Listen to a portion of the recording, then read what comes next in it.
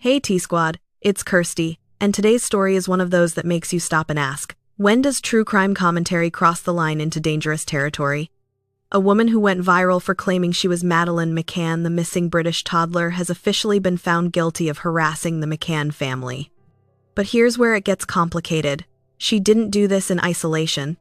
YouTuber Shaun Attwood, with over 1 million subscribers, gave her repeated interviews, public attention, and arguably validation for a delusion that spiraled into obsession. So, the question is, how much responsibility do creators have when their content fuels someone's breakdown or leads to real-world harm?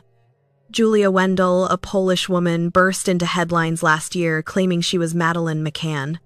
She posted proof online, gained hundreds of thousands of followers, and was invited onto podcasts and YouTube shows, including multiple appearances with Shaun Attwood. At first, the interviews seemed like curiosity content, just another wild internet story. But as the months went on, Julia's claims became more extreme, and Shaun kept feeding the narrative with thumbnails like, "Is this really Madeleine McCann?" and "The truth the media won't tell you." By the time DNA tests proved she wasn't Madeleine, the damage was done. The McCann family had received a new wave of online hate, and Julia herself was spiraling. Fast forward to this week, Julia was found guilty of harassing Kate and Gerry McCann after she reportedly attempted to directly contact them, sending obsessive messages and even trying to locate them in person. The court heard that her fixation was partly fueled by the online attention she received, especially from large creators.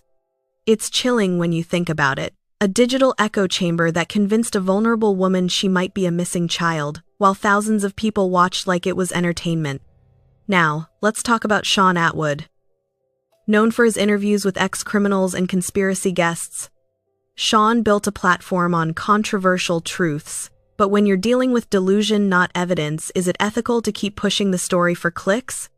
Some critics say he exploited Julia for views, giving her legitimacy she never should have had. Others argue he was just covering a viral case like any journalist. But there's no denying this. His platform turned her claims into a circus, one that may have directly influenced her to confront the McCanns. So where's the line? Should creators be held accountable when their guests are later found guilty of crimes related to the content? Was Shaun Attwood negligent for not vetting Julia's mental health or intentions? And what does this say about the true crime community? Are we crossing from awareness into exploitation? At the end of the day, the McCanns have spent 18 years searching for their daughter. They've faced every kind of public scrutiny imaginable. And instead of empathy, they got another wave of harassment, all because someone decided her delusion was good for engagement. Let's talk about it. Do you think Shaun Attwood bears any moral responsibility for what happened next? Or was he just doing his job as a creator? Drop your thoughts in the comments, because this one deserves a real conversation. And as always, like and subscribe. T-Squad.